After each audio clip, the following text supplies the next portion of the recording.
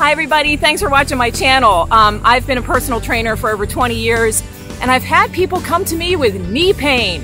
The reason I'm making this video is to give you an education on what might be causing your knee pain and go over some of the anatomy. That way when you do go to the doctor to get checked, you'll have an idea at least about what they're talking about.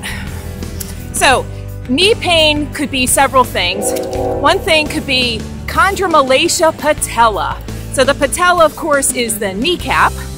And that just means, chondromalacia means that the bone wears away. And of course, with wear and tear and aging, you might have bone on bone in your knee, and it doesn't even sound like it feels good, right? Another cause of knee pain is bursitis. And you know, in most joints we have little sacs. They're little bursa sacs, they're called, and they're filled with fluid, and their job is to be the little cushions, like little pillows in there, so that when your joint moves, it doesn't hurt. Little sacs can get inflamed, and then you have pain. So usually you just have to rest for that. Another cause of knee pain is good old arthritis.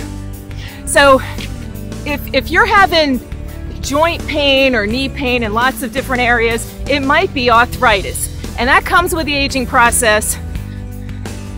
So you might be wondering, what the heck did I do to cause this knee pain? Well, there's lots of reasons. Again, it might be who your parents were. You might have degenerative issues, meaning as you age, you know, the knee is not as great as it used to be. So if you overtrained for that marathon you ran last month, it's easy to overdo it, and that can cause knee issues too. You might be having pain from a meniscus tear. Now that meniscus is that little rubbery thing underneath the patella. It's in the joint and it's there as a little cushion once again. And the meniscus can tear, and that feels like a little, like kind of a pinch, or it feels like something's catching in your knee. The inside of the meniscus doesn't have a lot of blood flow. How you doing? So that needs to be fixed surgically for a torn meniscus. But if you tear the meniscus on the outside of the knee, that does have about 30% blood flow to it. So that means it can heal, because blood has oxygen, right? That means cells can heal on their own. That's why it helps to go to the doctor and figure out exactly what's wrong. Could be a Baker's cyst. That's an inflammation on the back of your knee, and that usually has swelling associated with it, and a doctor can help you with that pain. They can actually draw some of the fluid out of there and take away the pain.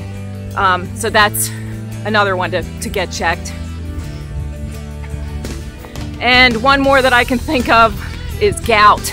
Now gout is, it forms little crystals around the joints. So you can have gout in your toe joint if you're unlucky enough to have that. And that's another thing you should talk to a doctor about. There may be, you know, a drug you can take to help alleviate that. And it also may mean changing your diet to avoid gout.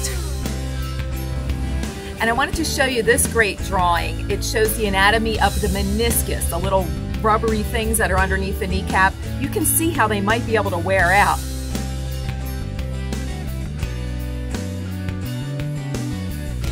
Oh, and here's one more. IT band syndrome, iliotibial band syndrome. The iliotibial runs from your hip to the side of your knee. So if you're walking and you feel like a kind of a flip feel, that may be IT band syndrome. And it gives a lot of pain in the knee, so that might be another thing that's bothering you. Here's a good picture of the anatomy showing where the IT band connects to the knee.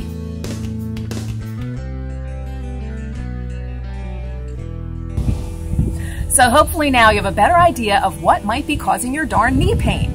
Go see your doctor, get clearance for an exercise program, and then go check out my other videos on exercises to actually do to prevent or heal knee pain.